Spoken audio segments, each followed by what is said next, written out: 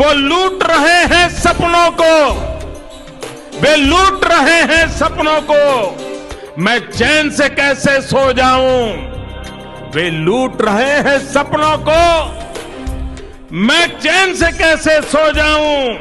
वो बेच रहे हैं भारत को, वो बेच रहे हैं भारत को, खामोश मैं कैसे हो जाऊं।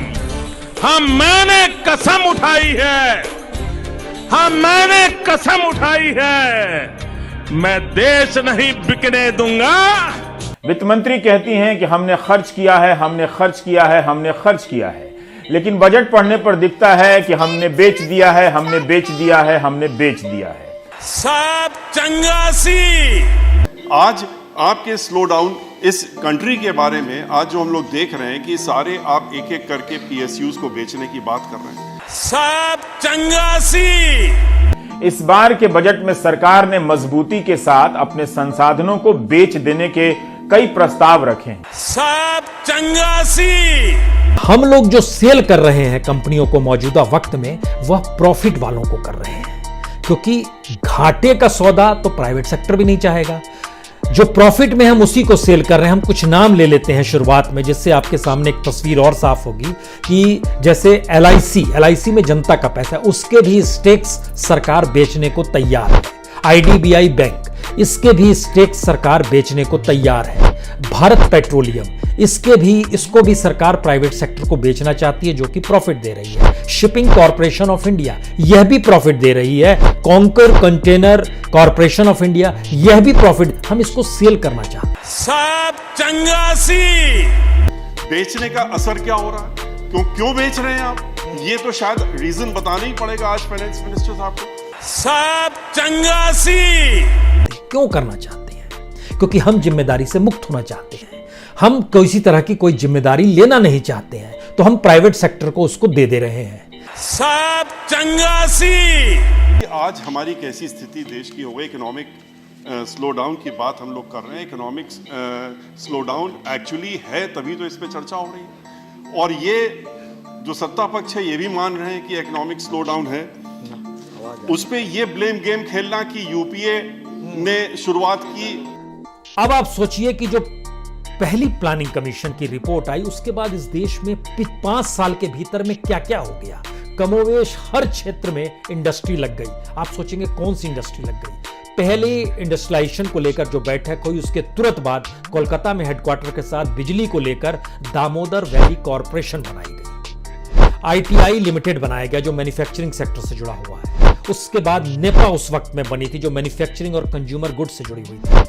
और ओरिएंट इंश्योरेंस कंपनी भी उस समय बना दी गई थी। उसके बाद देखिए एक लंबी फेरिस्त है, जो सिर्फ इस 5 साल के दौर को आप समझने की कोशिश कीजिएगा।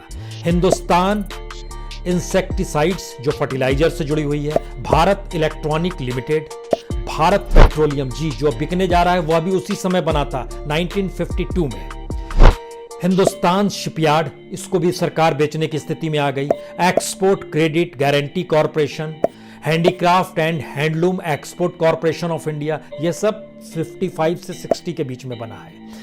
National research development corporation, national lignite corporation of India limited, SBI, यह भी 1956 में बना है। NMDC, जो कि नेशनल मिनरल डेवलपमेंट कॉर्पोरेशन है, यह 1958 में बना था। Oil and natural gas corporation, यह भी 56 में बना था। National project construction corporation limited 57 में बना था। रांची में उसका हेडक्वार्टर है। HEC, जो हैवी इंजीनियरिंग कॉर्पोरेशन, उसको तो दिवालिया कर दिया गया, खोखला कर दिया गया, वह भी 1958 में बना था। 1960 में garden rich ship builders engineering बनाई थी। और नेहरू के काल में आखिरी जब आइएगा 1964 में, जब उनकी डेथ से ठीक पहले इस देश में BHEL भी क्रिएट किया गया था 1964 में। और ये एक लंबा सफर है भारत का। उस सफर में दुनिया भर की कंपनियां इस देश में खड़ी हुई। सरकार अपने आप को वेलफेयर स्टेट मानती थी, जनता के लिए उसे काम करना ये सोचती थी, और जनता के लिए ही पूंजी उसके खाते में आ रही है या उसके खजाने में आ रही है, जिसको उसे खर्च करना, यह वो सोचती थी। एम्प्लॉयमेंट सबसे बड़ा ध्येय था, इनकम बढ़ जाए, उसके बाद का ध्येय था। कि आज आप इन पीएसयूज को एक के बाद एक सारे पीएसयूज जो इतनी मुश्किलों से बने थे, और जो पब्लिक सेक्टर है जहां पर कि schedule caste, schedule tribes, backward class, इन सब के रिजर्वेशन होते हैं, एक फिक्स्ड एम्प्लॉयमेंट का एक सोर्स होता है, उसको आप आज खत्म कर रहे हैं।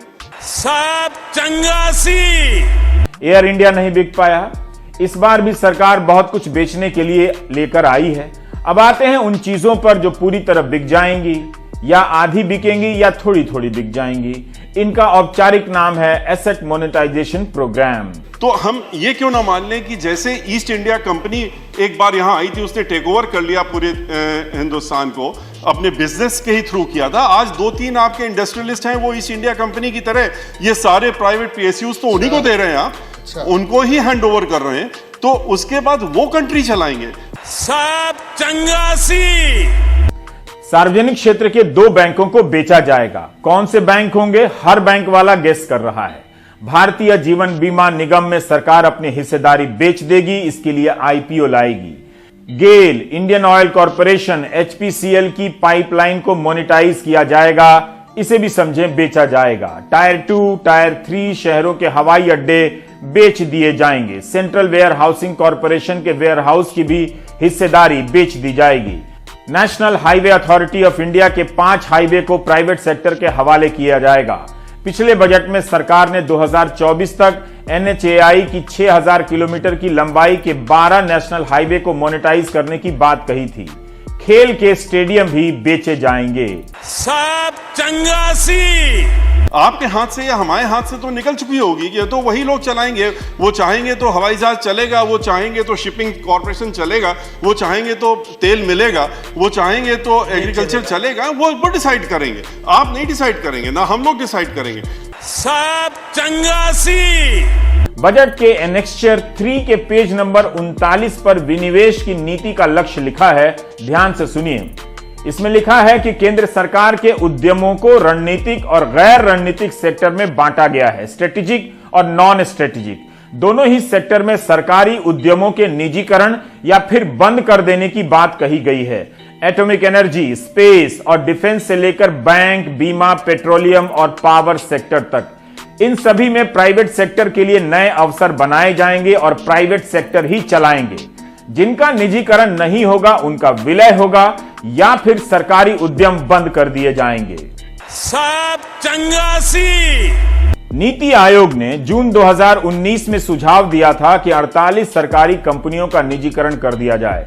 इनमें एयर इंडिया, एनटीपीसी का कुछ हिस्सा, cement corporation of India, Bharat earth movers और स्टील अथॉरिटी ऑफ इंडिया जैसे नाम थे। सरकारी जमीनें भी बेची जाएंगी। सरकार की निगाह सरकारी जमीनों पर भी है बेचने के लिए। सब चंगासी। प्रधानमंत्री जी का नारा बदल गया है।